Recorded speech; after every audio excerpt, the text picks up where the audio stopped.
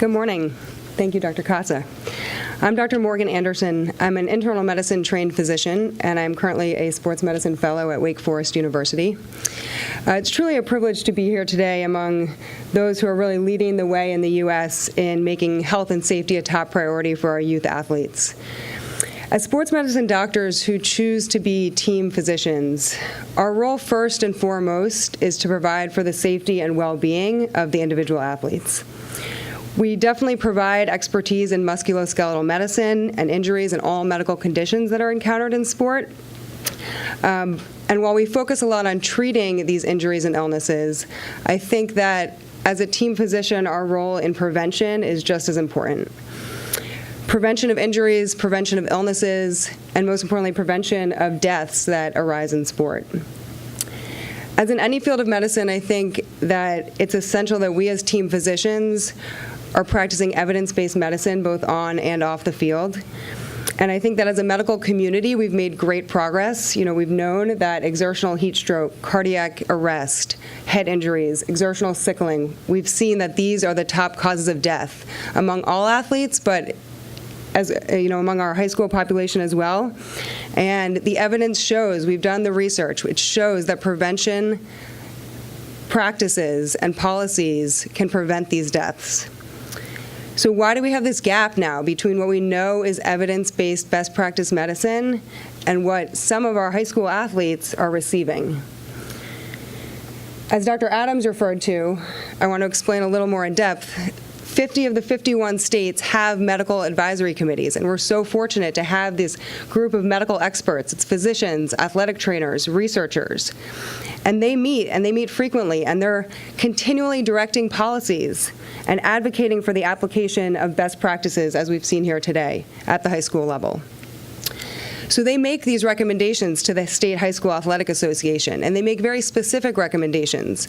They include physician-directed, site-specific procedures for how athletic trainers can handle emergencies. The policies also include the evidence-based best practices for preventing and managing the leading causes of death in sport. And Dr. Adams referred to a couple of the organizations, but from a medical standpoint, I do want to say that these practices that are being recommended by the advisory committees are backed by every major sports medicine governing body. And those include the American College of Sports Medicine, the American Society for Sports Medicine, the American Medical Society and Orthopedic Society, the American Osteopathic Academy for Sports Medicine, just to name a few. So while we have these state sports medicine advisory committees, like Dr. Adams mentioned, most of the states are not getting those policies. Unfortunately, it comes down to the State High School Athletic Association Executive Committee, and there are no medical personnel on those committees in most of the states. So in the end, ultimately, physicians, athletic trainers, medical personnel have no direct power over influencing policy change. As physicians, I hope that the results of this study will motivate us to guide efforts at the state and local level to improve health and safety policies for all high school sports, and that ultimately experts in the field of medicine will have the largest influence on which safety policies are passed at the local, state, and national level. We have over 7.8 million high school athletes. We have the research, we have tools, we have knowledge, we have tragic examples from the past that are motivating us to make these changes for the future. It is our hope that team physicians around the country will work with their schools, work with their athletic trainers, athletic directors, parents, athletes. It's a team effort here to really find solutions to implement these policies that we know can make a difference.